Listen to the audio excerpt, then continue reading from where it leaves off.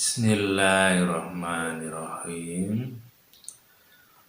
Assalamualaikum warahmatullahi wabarakatuh. Alhamdulillahirabbil alamin. Wassalatu wassalamu ala asrofil anbiya'i wal mursalin wa ala alihi wa ashabihi ajmain. Maba, saudaraku sekalian, ada firman Allah di dalam Al-Quran di surat Ali Imran yang penggalan ayatnya berbunyi wal afina anin nas, yang artinya dan memaafkan kesalahan manusia. Ayat itu atau penggalan ayat itu sangat sederhana kalau kita dengarkan,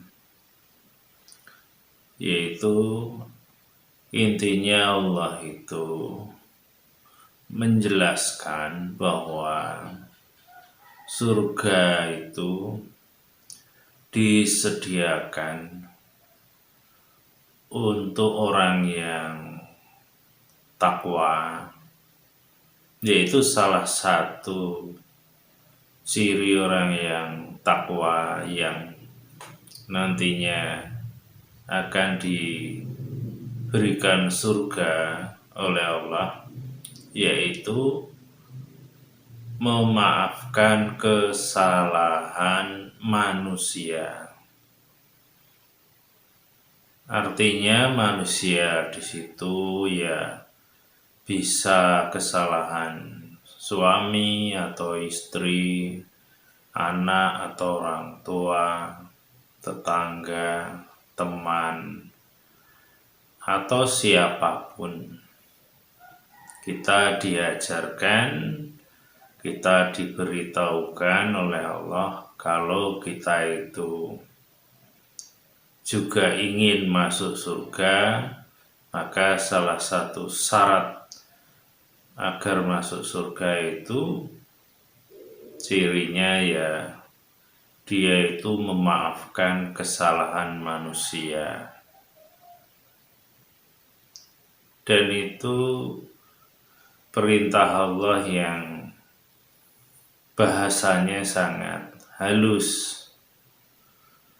Dan itu juga mungkin kalau dikaitkan dengan ayat Allah yang lain yang bunyinya la ikraha fiddin, tidak ada paksaan dalam agama.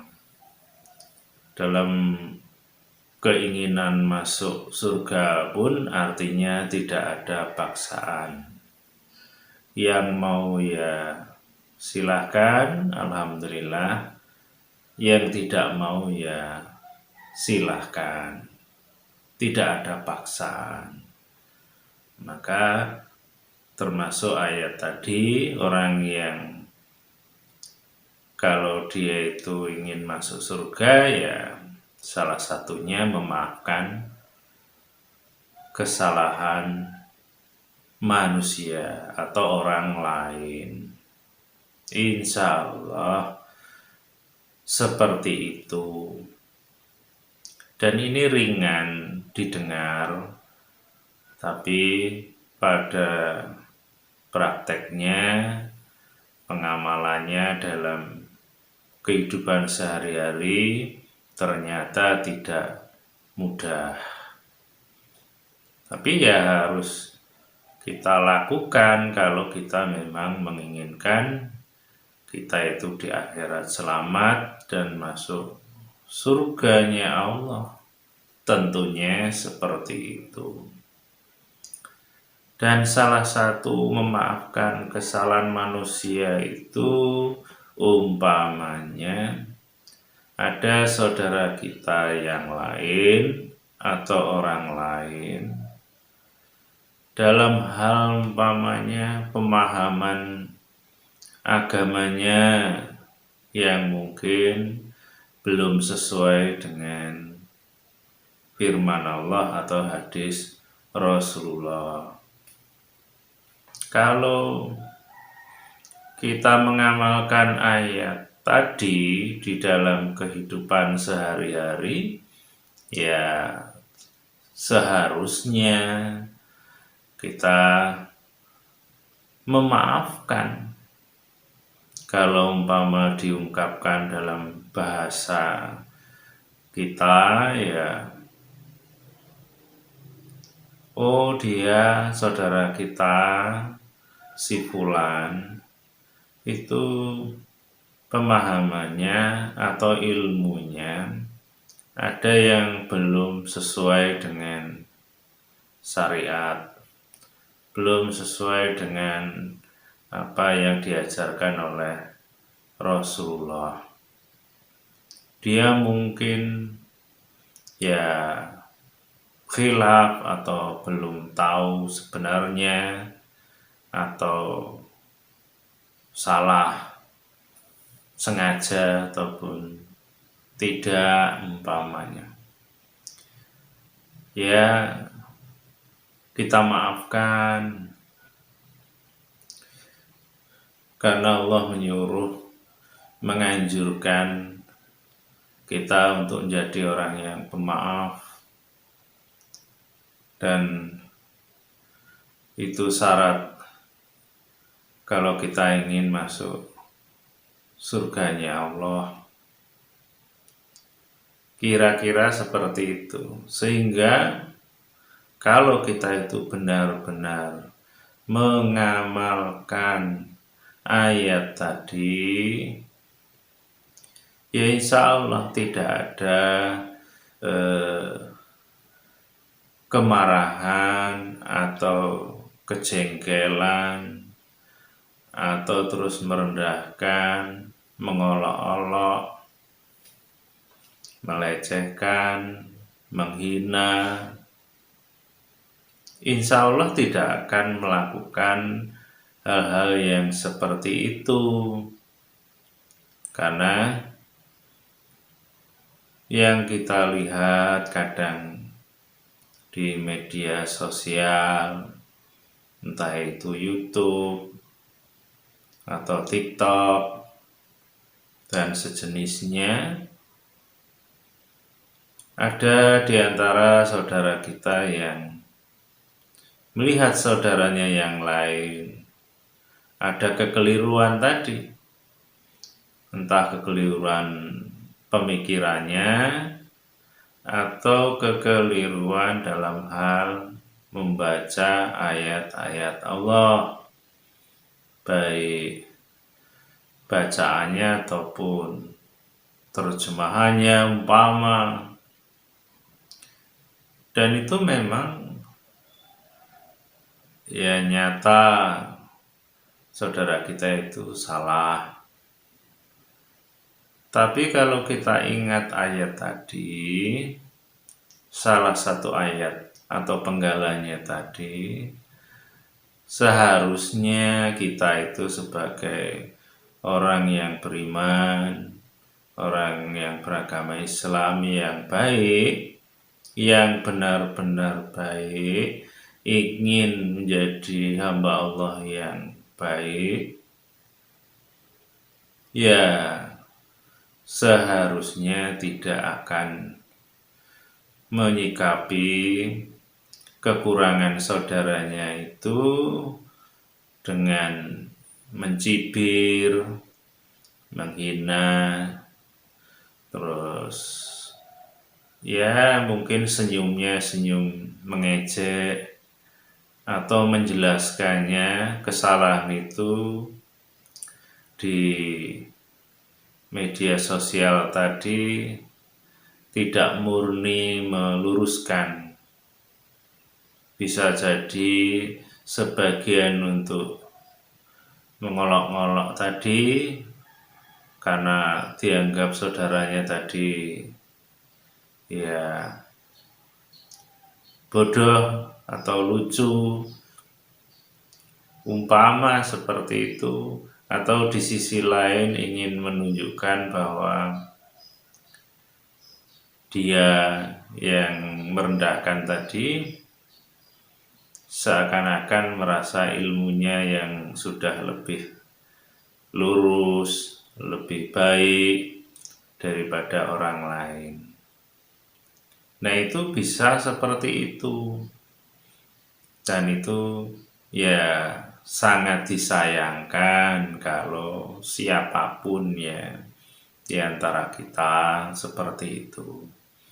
Maka kalau kita benar-benar ingin jadi hamba Allah yang baik, terus juga kalau kita memang hafal Al-Quran, walaupun beberapa ayat umpamanya, kalau benar-benar itu dihafal bukan hanya di mulut, tapi juga dilakukan di dalam kehidupan sehari-hari atau diaplikasikan, ya insya Allah melihat saudara kita yang lain kurang wawasannya atau keliru, insya Allah salah satu yang dikedepankan adalah memaafkan.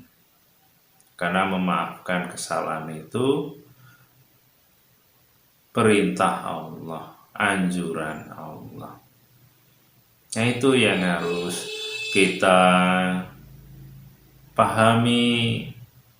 Jadi jangan sampai kita itu jadi orang yang ya mentang-mentang ilmu kita mungkin lebih baik, lebih lurus umpamanya, kemudian bersikap yang ya agak semena-mena atau agak arogan dan lain-lain sebagainya. Jangan, kalau bisa kita jangan melakukan itu. Jadi maafkanlah apa yang ada pada saudara kita yang lain yang ada kekurangan. Karena itu perintah Allah, bukan karena apa-apa. Dan di situ juga sebenarnya kalau ada siapapun melakukan itu, boleh jadi disitulah setan menggoda kita atau menggoda manusia dengan cara yang bermacam-macam. Ya, kalau dicontohkan orang yang ilmunya lebih baik, lebih luas, lebih benar, setan akan menggoda dengan cara kesombongan dimunculkan, pamer dimunculkan, merasa lebih hebat dimunculkan. Dan wujud kemunculannya ya seperti itu. Ketika ada orang lain begini, dia menyikapi begini. Ketika orang lain begitu, dia menyikapi begitu. Itu cara setan. Karena ada kelas-kelasnya sendiri. Orang yang kurang taat, mungkin godaannya suruh minum minuman keras, atau judi, atau wanita. Ada yang godaannya yang diberi oleh Allah kelebihan harta, pamer hartanya, sombong, merendahkan orang lain. Dan orang yang diberi kelebihan seperti yang kita ceritakan awal tadi, mungkin dia lebih pandai, lebih lurus, hafal Quran umpamanya, ya digoda oleh setan. ketika ada saudaranya yang keliru, salah, langsung segera mencelanya, membuka-buka kesalahannya, mengejeknya, dan lain-lain sebagainya. Itu cara setan menggoda manusia sesuai dengan apa yang dimiliki manusia itu, sehingga tanpa disadari manusia itu melakukan kekeliruan. Dan sebenarnya kalau di dalam Al-Quran, di surat Al-A'raf itu ada ayat yang intinya orang yang takwa itu kalau disentuh setan terasa. Dan itu jelas ayatnya bahwa yang disentuh itu insya Allah bukan kayak ada angin semilir terus bulu kuduk merinding, wah ini disentuh setan, didekati setan umpamanya. Bukan seperti itu. Orang yang takwa itu orang yang ngerti apa yang harus dijalankan perintah Allah dan mana yang harus ditinggalkan. Salah satunya orang yang takwa itu tahu orang yang takwa itu harusnya memaafkan kesalahan orang lain.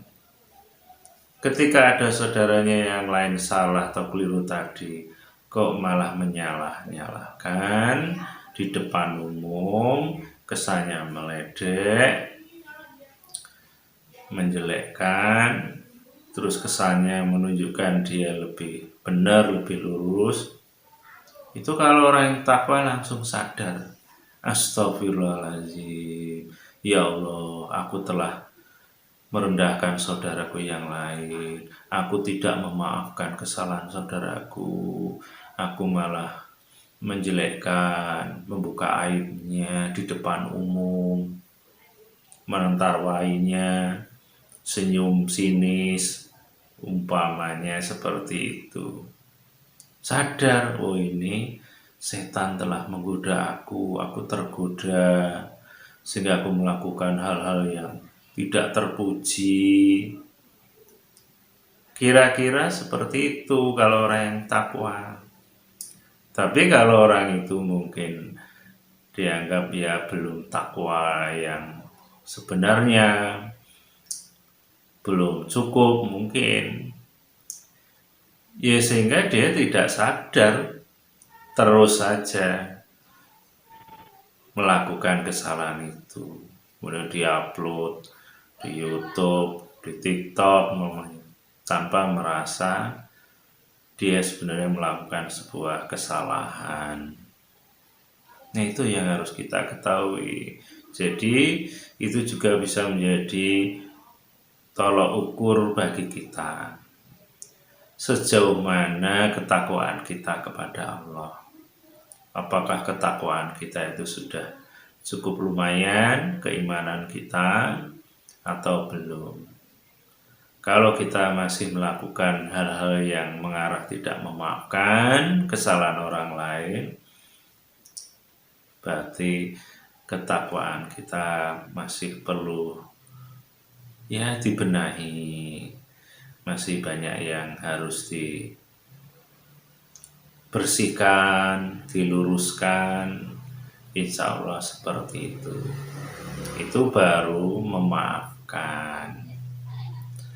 Belum lagi kan ayat Allah itu kan saling terkait. Yang ayat lain, wala tajassasu, jangan suka mencari-cari kesalahan orang lain. Saudara kita tadi ya mungkin ada salahnya, tapi juga insya Allah ada baiknya. Tapi jangan kita itu mencari-cari kesalahannya saja, tapi kita juga melihat sisi baiknya. Bukankah ayat yang lain kita disuruh husnuzon, baik sangka, itu juga harus diingat dan harus diamalkan. kita tetap harus baik sangka. Dan juga jangan mencela, ayatnya ada. Jadi kalau kita tidak memaafkan tadi, maka rentetannya ayat-ayat yang lain banyak yang juga dilanggar akhirnya. Ya umpamanya ayat yang lain lagi, Allah mengatakan wallahu yuhibbul muhsinin. Allah itu suka kepada orang yang berbuat kebaikan. Tapi kalau kita itu yaitu tadi menertawai, mengolok-olok, menjelek-jelekkan, membuka kekurangan itu jadi bahan lelucon sehingga mempermalukan saudara kita yang ada kekurangan tadi. Nah kalau sudah seperti itu, kalau kita takwa kan harusnya terus mikir, apakah ini sebuah perbuatan baik yang disukai oleh Allah?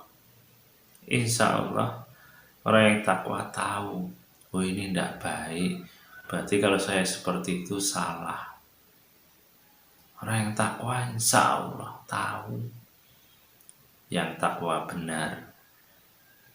Makanya harus hati-hati kita dalam mensikapi apa yang terjadi di sekitar kita. Orang yang takwa juga tahu bahwa itu ujian bagi kita. Apakah kita sabar atau tidak? Kalau kita sabar ya dengan mengingat ayat-ayat Allah tadi, oh tidak boleh begini, begini, begitu. Tapi kalau tidak sabar, melihat kekurangan saudaranya yang lain, ya langsung dikomen, langsung disikapi menurut hawa nafsu. Kalau kita itu sabar, ya langsung pikir dulu. Anggaplah kalau kita itu tidak hafal Al-Quran, hanya hafal beberapa ayat, melihat fenomena, melihat saudaranya ada yang keliru tadi, mungkin buka Al-Quran. Orang yang seperti ini menurut Al-Quran bagaimana? Nanti akan ketemu. Oh, kita itu harus memaafkan. Oh, tidak boleh merendahkan. Oh, tidak boleh mencela. Tidak boleh buka aib. Tidak boleh marah, jengkel melihat kekurangan saudara kita. Harusnya seperti itu. Itu yang harus kita pahami. Jadi Islam itu sebenarnya sangat indah. Sebenarnya. Apalagi dikaitkan ayat yang lainnya lagi. Umpamanya ta'awanu 'alal birri wa taqwa wa ta'awanu 'alal ismi wal udwan. Kita itu suruh tolong menolong dalam kebaikan dan ketakwaan. Dan jangan kita tolong menolong dalam dosa atau permusuhan. Jadi yang ditolong itu salah satunya kalau ada saudara kita yang keliru, salah, ayat itu ya harus diingat. Itu saudara kita tolong. Bukan kita malah bukannya menolong, menjerumuskan atau menjadikan dia terhina, malu, dan lain-lain. Bukan, kita tolong. Bagaimana caranya? Kan? Kalau kita bisa menasihatinya, ya nasihati. Bisa datang langsung, ya datang. Kalau tidak bisa lewat telepon. Kalau tidak bisa yang lain lagi, paling tidak kita diam. Tidak usah kita itu bunyi yang tidak-tidak, yang bisa jadi kita itu malah ya berbuat yang tidak terpuji, tidak bijaksana, tidak arif. Atau nggak bisa yang itu lagi, kita berdoa bebas waktu habis sholat, atau sholat tahajud, atau lagi duduk-duduk termenung. Mohon saja kepada Allah, ya Allah, ada saudaraku yang sedang khilaf, keliru dalam pemahaman agama, dalam bacaan ayat-ayat Allah. Ya Allah, ampuni kesalahannya, ya Allah. Ya Allah, bimbing ke jalanmu yang lurus. Berilah petunjuk agar dia jadi orang baik, agar hidupnya selamat dunia akhirat. Umpama seperti itu, paling tidak jangan malah itu tadi, boro-boro doa, ya kan, boro-boro diam, malah kita ikut-ikutan umpamanya komen yang tidak-tidak. Memang ya bagi saudara kita yang lain senang membacanya, melihatnya, tanpa sadar bahwa itu sebenarnya ya tidak baik. Nah, itu yang harus kita renungkan dalam kehidupan kita sehari-hari. Kalau kita ingin masuk surga, kalau kita itu ingin jadi orang yang takwa, yang sebenar-benarnya. Ittaqullaha haqqa tuqatih. Ya, takwa kepada Allah itu yang sebenar-benarnya. Di antaranya ya seperti itu tadi. Nah, ini saja yang bisa saya sampaikan. Mudah-mudahan ini ada baiknya. Kalau keliru ya saya mohon maaf. Kepada Allah mohon ampun. Akhirul kalam. Assalamualaikum warahmatullahi wabarakatuh.